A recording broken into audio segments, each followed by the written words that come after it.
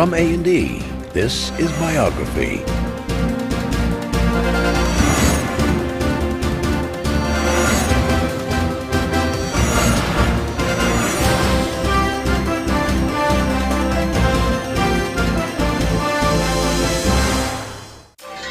He looked at you with eyes that were absolutely piercing, not hostile, just real sincerity that said this man is unusual. He was small, even by Vietnamese standards. Only 4 feet 11 inches tall and barely 100 pounds, he appeared frail. He tried to project this image of himself as a simple, modest, emaciated, kind of wandering scholar. In fact, he was a tough guy. Perhaps no leader in history has resisted the guns of the enemy as stubbornly or as long as this little man. He's a very shrewd politician and a very good actor. He had an unshakable will that helped liberate a country and humble a superpower.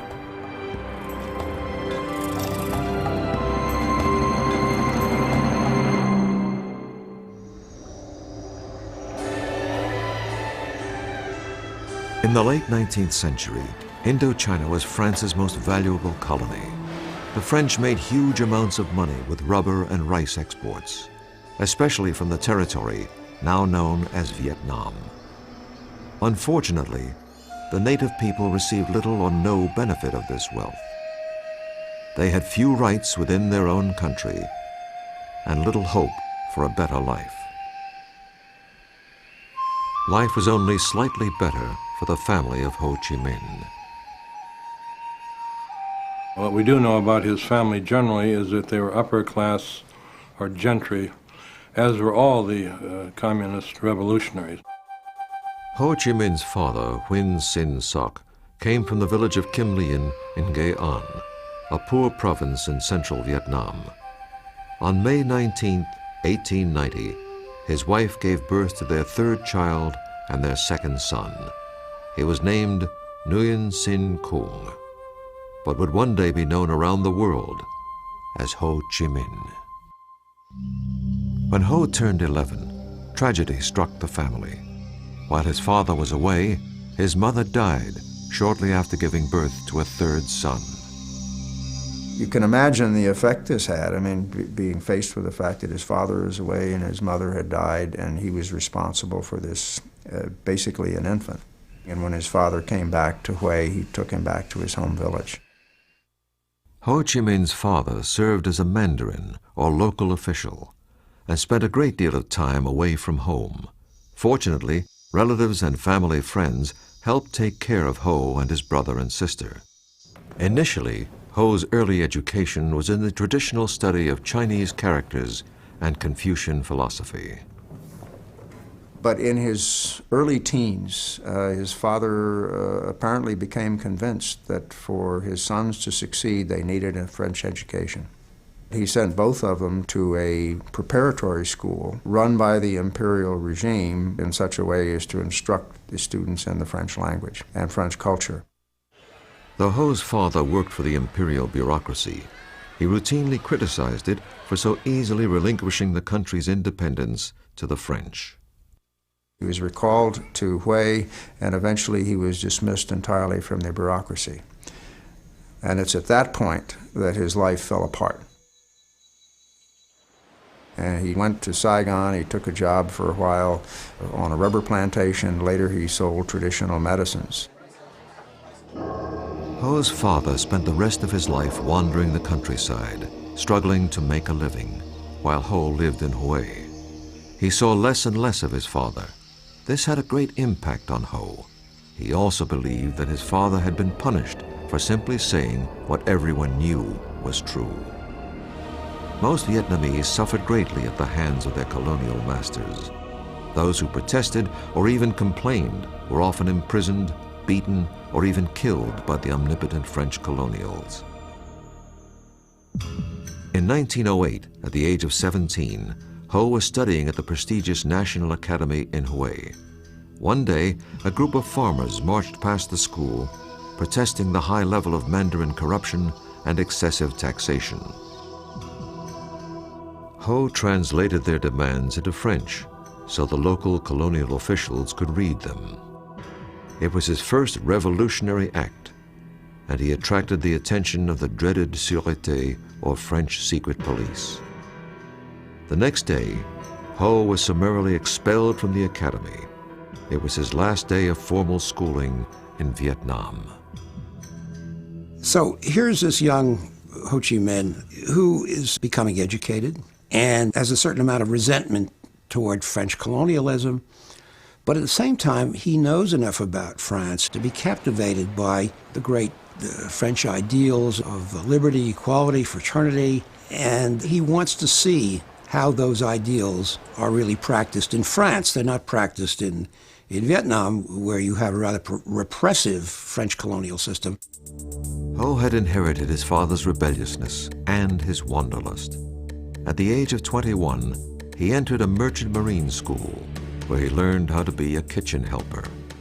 This new skill enabled him to leave Vietnam and go abroad.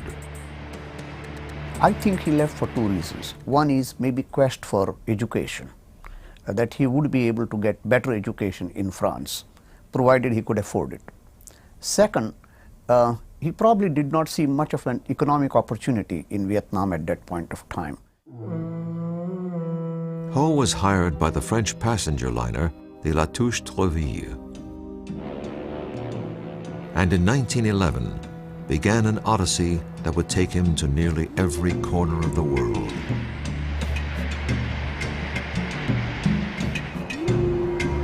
Over the next few years, he saw the terrible impact of colonialism on many other countries. This had a profound influence upon him. Finally, Ho arrived in France. Despite his anti-colonial sentiments, Ho applied for entrance to the French colonial school that trained officials to serve in France's colonies around the world. This was hardly the career path of an anti-French revolutionary. Ho's application was turned down. There's no indication as to how he reacted to the rejection, except that we may assume that it probably strengthened his assumption that he couldn't expect to work from within the system, that he was going to have to work outside the system. In other words, it could very well have been one of a whole series of steps that eventually led him into becoming a revolutionary.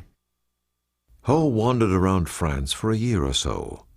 He supported himself with a variety of odd jobs, including gardening and dishwashing. He went back out to sea between 1911 and 1917, traveling to Africa, South America, and even the United States. On one trip, he reportedly jumped ship in Boston and made his way down to New York City. I mean, here he is seeing, as it would be to any kid from this faraway place, the skyscrapers, the highways, taking the subway up to the Bronx, taking the ferry to Hoboken. He was absolutely dazzled by the Statue of Liberty and everything it represented. While working as a dishwasher in New York's Chinatown, Ho was amazed to learn that immigrants in the U.S. were entitled to legal rights that the Vietnamese weren't allowed to have under the French in their own country. He said, I was with the lowest labor types in New York. There were blacks, there were Chinese, and they weren't quite as well treated as the Anglo-Saxons. But he said, you know, they could all vote. And this impressed him tremendously. Shortly before the start of World War I, Ho left America and sailed to England. He found work in the kitchen of the famous Carlton Hotel under the legendary French chef Escoffier. Escoffier is very impressed by Ho because Ho speaks French, because he's very courteous, and eventually is promoted to being the assistant pastry chef. While in London, Ho had met many other passionate anti-colonialists from places like India, Africa, and Ireland. These contacts rekindled Ho's own nationalist notions. He rededicated himself to liberating his homeland. In 1917, he decided to forego a promising career as a pastry chef and moved to Paris. He would learn how to become a revolutionary.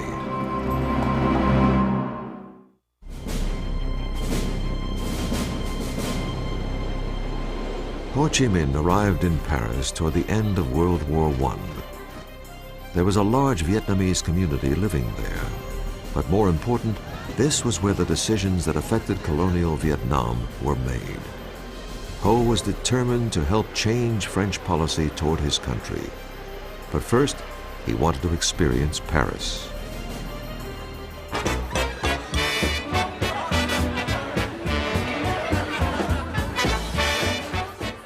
He wandered around the town and would go to art galleries, take in lectures, improving his French. He used to love to go to music halls, and one of his favorite singers was Maurice Chevalier. And he memorized these songs and went on for the rest of his life, without the straw hat, of course, singing Maurice Chevalier songs. In Paris, Ho supported himself through a variety of odd jobs. He worked as a cook and he retouched photos. He even reported on boxing matches and reviewed films for a French newspaper. Of course, his primary goal was to somehow organize Vietnamese expatriates into a movement that would pressure the French government into improving conditions in his homeland. People who encountered Ho Chi Minh in those days tended to say pretty much the same things. Very intense young man, very anxious to learn, very idealistic, a man very much driven by ideas. But what was remembered about him perhaps more than anything else was his sharp eyes that essentially seemed to penetrate the soul of the person who was talking to him. Ho discovered that there were many Frenchmen who were sympathetic to his cause. These liberals encouraged him to join their socialist group and to write and publish his own ideas. Soon, Ho and other Vietnamese expatriates began publishing an anti-colonial newspaper directed toward the Vietnamese community in France. Their leaflets were even smuggled back to Vietnam. All of his writings really are on that theme, what a rotten deal colonials are getting all over the French Empire, which indeed they were. And Ho's point of thinking is, how do you fix this? Do you fix it with revolution? Do you fix it with violence? How do you do it? Writing under the pseudonym Nguyen Ai Quoc, or Nguyen the Patriot, Ho simply advocated better treatment and equal rights for his people, not revolution. He achieved a near-legendary status in certain circles back in Vietnam, where his rhetoric was considered visionary. Ho also attracted the attention of the imperial regime back home. They accused him of inciting treason and condemned him to death if he ever returned to Vietnam. In 1919, U.S. President Woodrow Wilson traveled to the Versailles Peace Conference to present his famous 14-point plan for world peace. Ho and his associates discovered that one of Wilson's key points was that all nations deserve the right to self-determination. Ho believed that this meant that the U.S. was advocating the end of the colonial system. And Ho Chi Minh, thinking that this might apply to Vietnam, got himself all dressed up in a cutaway coat and striped pants and a top hat, and he went out to Versailles carrying with him a document that he had written, which was a kind of inventory of various cases of French repression in Vietnam. And his idea was to give this to Wilson so that the United States would then exert pressure on France. Well, he got very rudely rebuffed when he tried to go in to see Wilson or even deliver this. Ho had believed that President Wilson would be sympathetic to Vietnam's plight. He was greatly disappointed that he was unable to present his case. This forced him to look elsewhere for help. A socialist showed Ho a paper that had been written by Vladimir Lenin. In it, the Soviet leader wrote that one of the keys to the spread of communism was the liberation of all colonies. The Russians wanted to end colonialism not because they love the people who were under colonial rule, but for their own selfish interests, they wanted to weaken the Western powers. But regardless of what their motivation was, they were the only power at the time to advocate it and to actively want to offer help. And it's at that point, as he basically points out, that he determined to become a follower of Lenin, not because he had any understanding of Marxist ideology, but because he loved the strategy that Lenin had set forth as a means of liberating the colonial peoples. In 1920, Ho became one of the founding members of the French Communist Party. He was 30 years old. He had become a great propagandist while living in Paris, but he wanted to learn how to turn rhetoric into revolutionary action. He believed there was really only one place to learn this craft: Moscow. In 1923, Ho received an invitation to join the Comintern, the organization set up by the Soviets to export Marxism and Leninism around the world. He jumped at the opportunity. He disappeared from Paris, leaving his friends wondering what had happened to him. I think what drew Ho to Moscow, first and foremost, was nationalism, the desire to find help to liberate his country and his people. Ho became an important member of the Comintern. He now took his orders from Moscow. I always felt that Ho Chi Minh had very little time for Marxism as a philosophy, as a way of interpreting history. He had great admiration for Leninism and the techniques and the methods to be used. The rest of the world may have abhorred Lenin's tactics, but Ho was devoted to them. He believed that he had found the blueprint for liberating his homeland.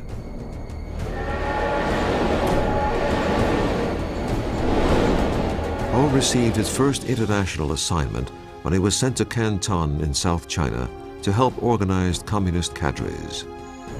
It was here that he also began a clandestine lifestyle that would last nearly 30 years. He went underground, so to speak. And you have him wandering around the world under a wide variety of aliases, some of them Vietnamese, some of them Chinese, depending on where he was and what purpose he needed. If, for example, he contributed to a French newspaper, he'd call himself Victor Le Bon. If he contributed to a Russian newspaper, he'd call himself Nafransky, and so forth. In 1927, Ho was nearly arrested when the Chinese nationalist leader Chiang Kai-shek turned against the communists.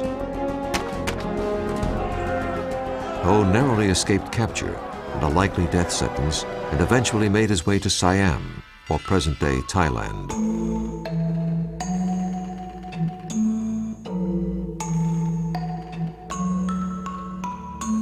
He avoided detection by agents of the Sûreté, or French secret police, via a clever ruse. He learned some Thai, shaved his head, donned a saffron robe, and traveled as a Buddhist monk. There was a large Vietnamese community living in northeast Thailand, so Ho preached his cause as he wandered from village to village in disguise. I don't know of any other leader of his stature having done this kind of masquerading under different guises, or having had to change his name so many times, which makes me wonder whether this was just a necessity, or was it the sense of the drama in the man that prompted him to do this. For most of the 1930s, Ho's whereabouts were not known. He had even been reported dead. Ho just disappeared. He was either in the cave of Yan'an with Mao, he was in a Stalin jail. There's no world figure that you can say that we don't know where he was for almost a decade. And again, this was not accidental. I mean, he didn't want to be found. Ho emerged again on the world stage shortly before the outbreak of World War II. He had always believed that there would one day be a time when the conditions would be just right to begin the liberation of his homeland.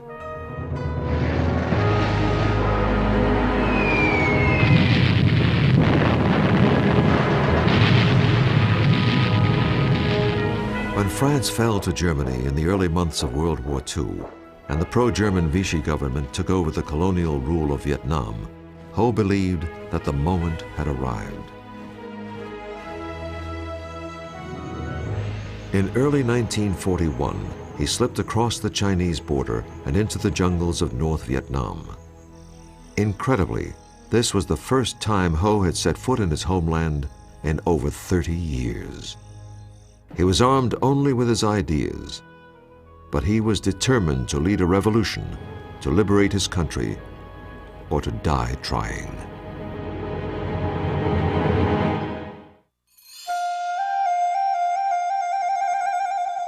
When Ho Chi Minh walked across the border into North Vietnam in 1941, it marked the first time he had set foot in his country since 1911.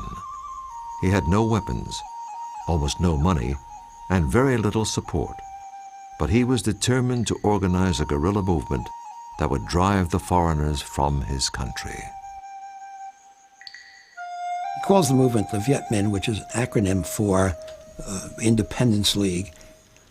And he takes for the first time this name Ho Chi Minh, which means roughly bringer of light. So Ho Chi Minh begins to exist under that name, the famous name, now 1941. Well, there seems to be something of a myth that Ho Chi Minh, when he came back to Vietnam after 30 years of absence, was looked upon by, quote, everybody as the leader of Vietnam. I doubt that that's the case, because there was not the kind of media ability to influence the thought of people in the countrysides. At that time, 90, maybe 95% of the people in Vietnam lived in small villages and cultivated rice.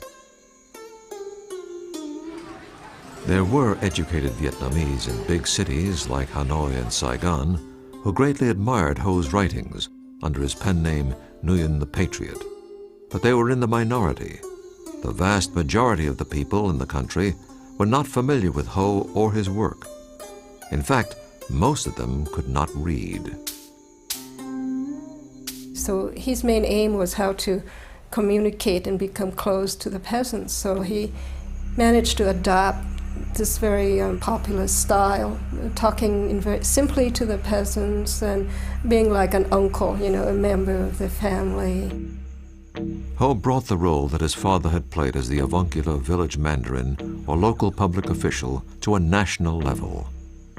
Though some critics believe that this persona was nothing short of a calculated act, it was effective and the movement gained momentum. I think Ho Chi Minh's goal determined his behavior. In order to reach the masses, he had to be looking and acting and living like a peasant, to be in communion with the needs of the peasants. Ho and his followers also promoted the notion that he was a lifelong celibate who didn't have time for romance or a family because he was so devoted to his cause. This was a myth.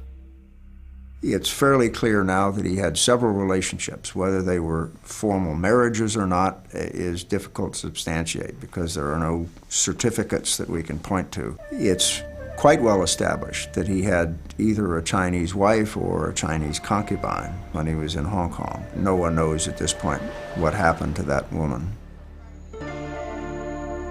If Ho was married when he returned to Vietnam, it was to his cause. He was much more interested in finding the right people to form the nucleus of his movement. One of Ho's best decisions was to enlist the help of a talented young man named Vo Nguyen Giap. Giap had a brilliant military mind and was a born leader. But when Giap and his men first encountered Ho, they didn't know who he was or why they should follow him. Ho told them that he had been trained in Moscow and that he was going to liberate the country by using the proven methods of his hero, Lenin. Giap and his men, and hundreds of others, soon joined Ho. I never thought of him as a revolutionary as much as an organization man. What he was a genius at was his ability to organize movements, the front organization particularly. A popular front is simply a group of groups united in a single purpose. Ho brought many of the other Vietnamese nationalist organizations together under his banner. But in order to do this, he had to focus on the issues that would appeal to the broadest possible group.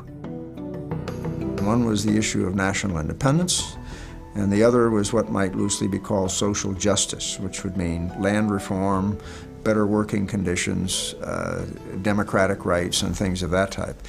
You note here not a single word about communism, about collectives, about nationalization of industry, but very simple humanistic ideas that the vast majority of the Vietnamese people could accept.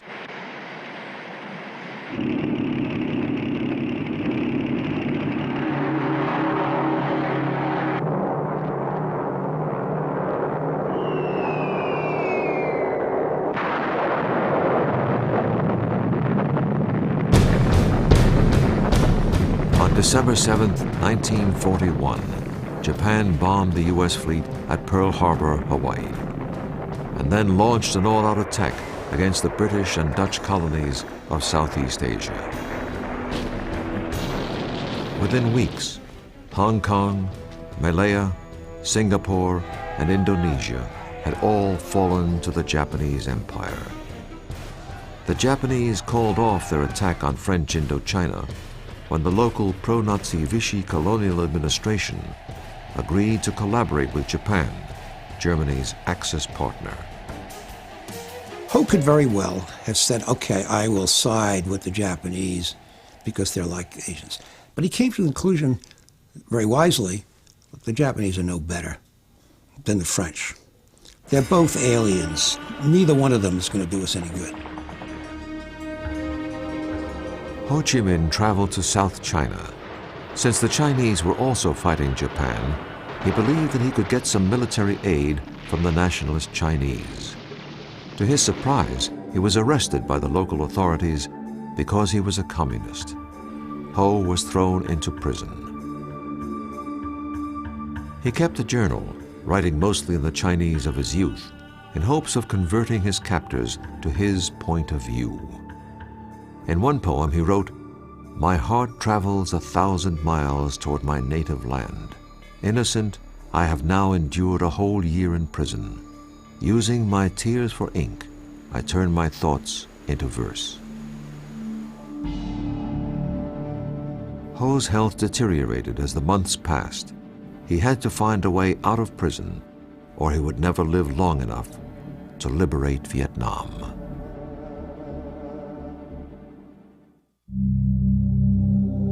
Ho Chi Minh spent 14 months enduring the worst imaginable treatment in prison.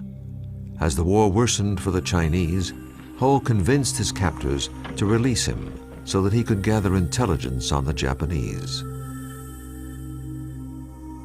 He was released in 1943 and walked all the way back to his old base in North Vietnam. His compatriots were stunned.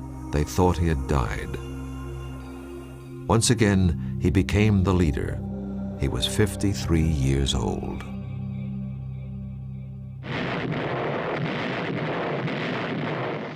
After the U.S. entered the war against Japan, Ho believed that getting American help was essential to Vietnam's future independence. When an American pilot was shot down in North Vietnam, he was brought all the way back to his base in China by Ho. And you got to try to imagine this guy. He's wearing sandals and shorts. He's got this wispy beard, and he looks like, he weighs about 85 pounds, and he looks like he'd be blown over with a feather. Ho offered his services to the commanding officer, General Claire Chennault of the legendary Flying Tigers. Chennault declined the offer, but the Office of Strategic Service, or OSS, America's wartime intelligence service, was interested. They believed that Ho could help them rescue downed pilots, and more important, furnish intelligence information on the Japanese. Ho was accompanied back to his base by an OSS officer, giving credence to his claim that the U.S. was his ally. When the OSS began supplying radios, weapons, and training, it helped establish Ho's Viet Minh as the preeminent Vietnamese nationalist organization. But once again, Ho's life was in jeopardy. Ho took to his bed and really seemed very sick, so we sent in a paramedic.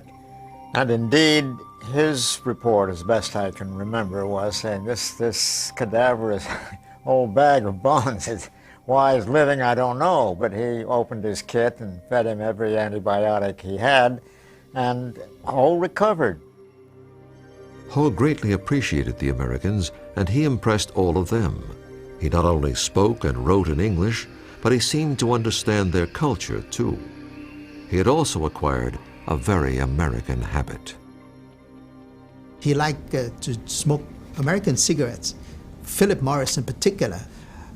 But he always carried in his front pocket Vietnamese packets of Vietnamese cigarettes. And then those are the ones that he would offer to the guests. In August of 1945, 2 atomic bombs brought the war to a rapid conclusion.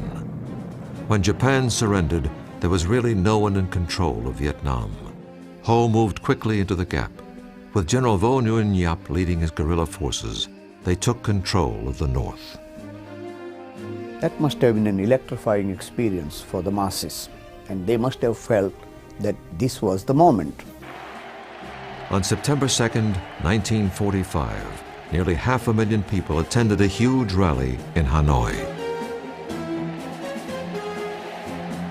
Ho gave an independence speech that began with the words, "We hold these truths to be self-evident, that all men are created equal, that they are endowed by their Creator with certain inalienable rights, and that among these are life, liberty, and the pursuit of happiness." He quoted directly from Declaration of Independence, and maybe what he was doing was flattering United States so that they could be on his side. He was disarming his opponents by saying that he was not going for Marxist revolution, he was only going for plain, simple independence for his country. He'd admit to being a communist. He said, you know, my purpose is to free up Indochina. I'm not doing anything different than you did in 1776. You managed to deal with it pretty well, and that's all I'm trying to do now. Do you have any problem with that? Ho had no illusions about the tenuous nature of Vietnamese independence. In perfect English, he wrote a letter to his OSS contacts stating, "The war is won, but we small and subject countries have no share, or very, very small share, in the victory of freedom and democracy. Probably, if we want to get a sufficient share, we have still to fight." Ho went to Paris in 1946 in hopes of working out a compromise where Vietnam could become autonomous within the French Commonwealth. I think Ho Chi Minh was trying to postpone the inevitability of armed conflict with France, because I think he was under no illusion that the French would give up without a fight. Ho's mission to Paris failed.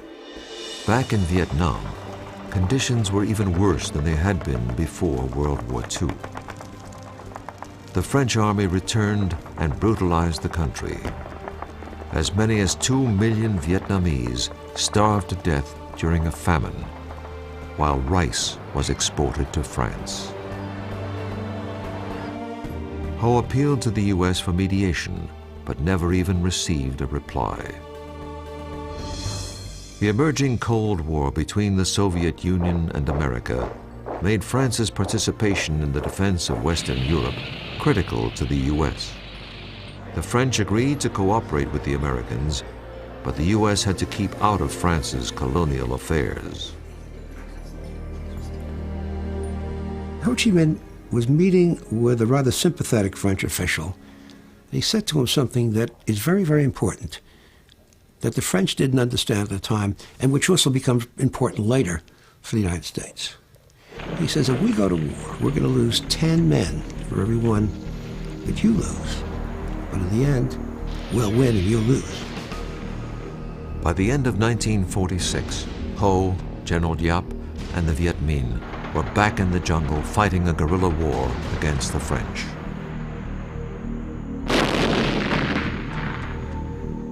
Initially, it seemed unlikely that the Viet Minh would have any hope in defeating the French. But by 1954, the French were desperate to end the bloody guerrilla war that seemed to have no end in sight. The French decided to spring a trap for the Viet Minh at a place called Dien Bien Phu. They believed that the ensuing battle would end the Indochina War. It did end the war, but in a way they could never have imagined.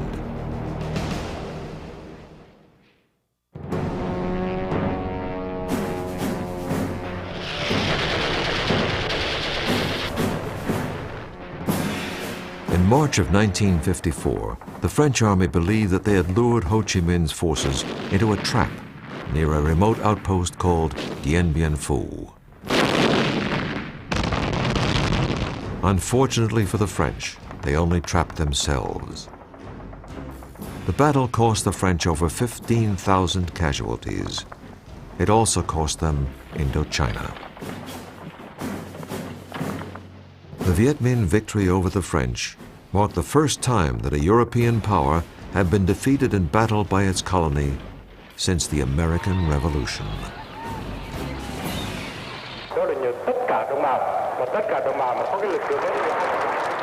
Ho's leadership and tenacity contributed greatly to the victory, as did the aid of a powerful new ally, the Red Chinese. Ho tried to play down the Chinese Communist support. He feared that this alliance would drag Vietnam into the Cold War. And this would mean, therefore, that Vietnamese independence would not be a local question between Viet Minh and the French, but would be now an international question between the two superpowers. Despite the victory at Dien Bien Phu, Vietnam's fate would ultimately be decided at a peace conference in Geneva. Both the Soviet Union and Red China urged Ho to accept the terms of the Geneva Peace Agreement, which divided the country in half at the 17th parallel. It took all of Ho's political skill to get his colleagues to accept the compromise. After 1954, Ho and the Communists concentrated on building a socialist state in the North. They implemented a land reform program modeled after the one created by Mao in China. And it was a very brutal program. Lots of landowners were executed. It was very corrupt in many cases. The story is that Ho Chi Minh actually realized this thing had gotten out of hand and apologized for it, but of course it was too late. These people had been killed. The North did not have the only repressive government in Indochina. The U.S. helped install an anti-communist dictator in the South named Ngo Dinh Diem. Diem was not popular with his countrymen. In the Geneva Peace Treaty, Ho had been promised an end to foreign intervention and nationwide elections, which he most certainly would have won. Diem and his U.S. backers did not allow the elections to take place. By 1960, an anti-Diem resistance movement engulfed the South in a guerrilla war.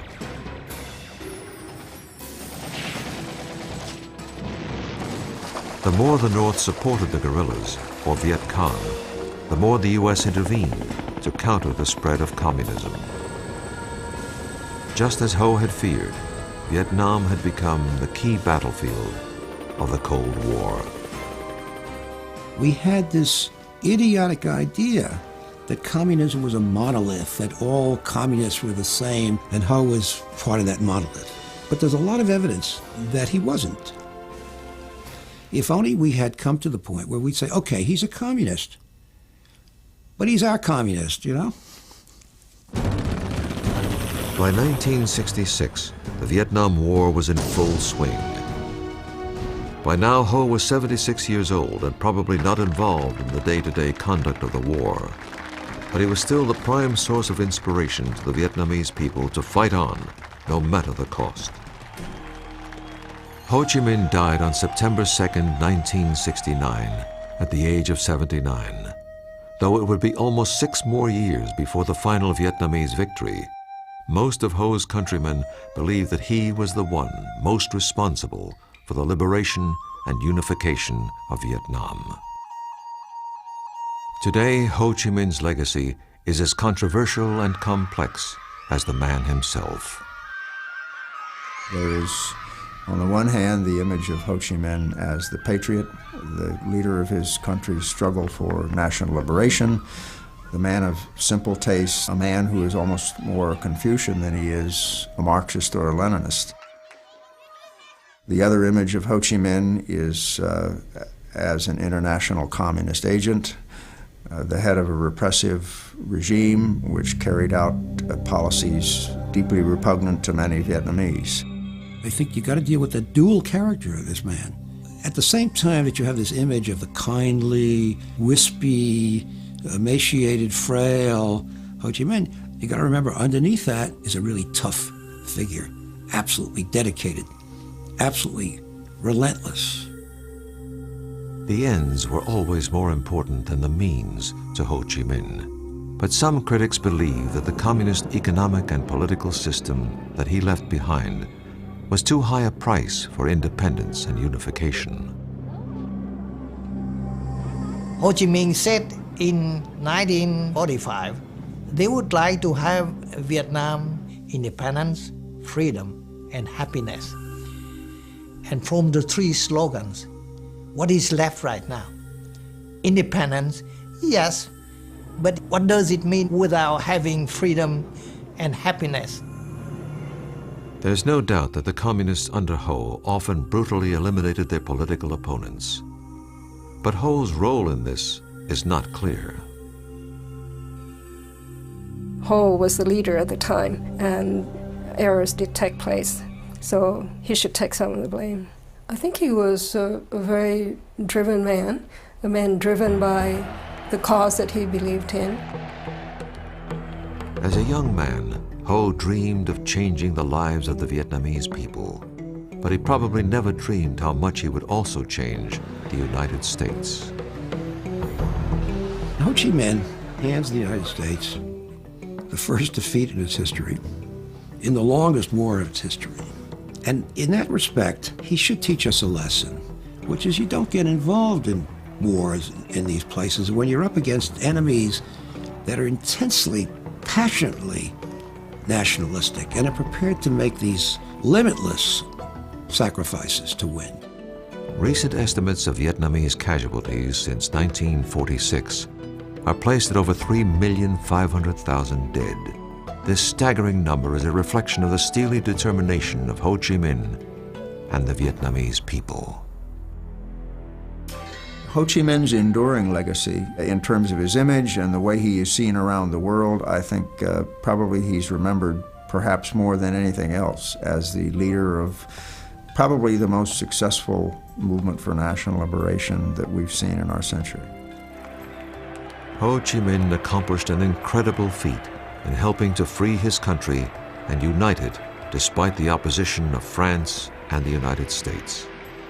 This achievement required the efforts of a man who was part Lenin, part Gandhi, part Confucius, and all Vietnamese.